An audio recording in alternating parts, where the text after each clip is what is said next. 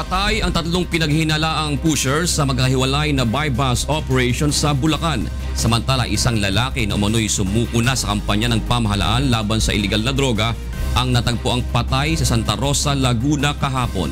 Narito ang hatol na balita ni Bernard Dadis. Sa Laguna, nakabulagta at wala ng buhay nang makita ng mga residente sa Daang Bakal Diktado sa Santa Rosa ang isang lalaki.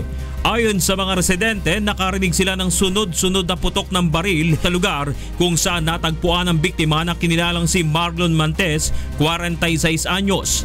Ayon sa kanila, maaaring ang apat na lalaki na nakasuot ng bonnet na kanilang namataan ang bumaril sa lalaki.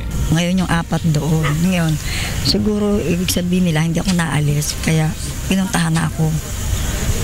Hoy! Pasok sa loob. Eh di, kabado na ako. Pasok na ako dito na nagilira na ako. Nakaganyan na ako. Sinarado ko to. Maya puto ka na. Kilala umano si Mantes na mangangalakal ng basura sa lugar. Ayon sa mga kaanak ng biktima, sumuko na ito sa Oplan Tukhang ng PNP at nangakong hindi nagagamit ng iligal na droga. Nakuha sa bulsa ng biktima ang isang pakete ng hinihinalang shabu.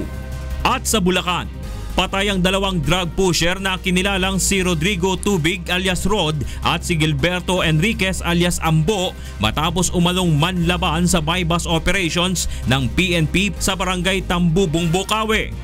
Nakuha sa mga suspect ang isang kalibre 48 baril, isang granada at mga pakete ng pinaghihinalaang shabu. Dati nang sumuko ang dalawang suspect sa Oplan Tukhang, subalit nagtuloy-tuloy pa rin umano ang mga ito sa paggamit ng iligal na droga. Samantala, patay rin ang isang drug pusher na kinilalang si Elmer Boluso alias Bordado, 51 anyos ng barangay Giho, San Jose del Monte City. Napatay ito matapos manlaban sa mga pulis gamit ang kalibre 38 na baril.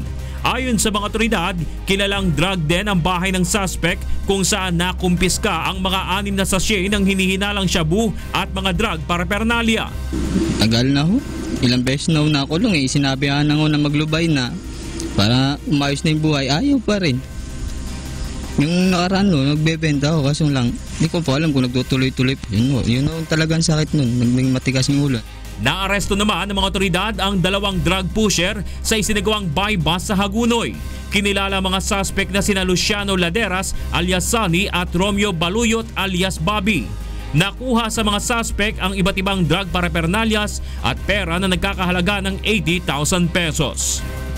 Bernard Dadis, UNTV News and Rescue, Philippines.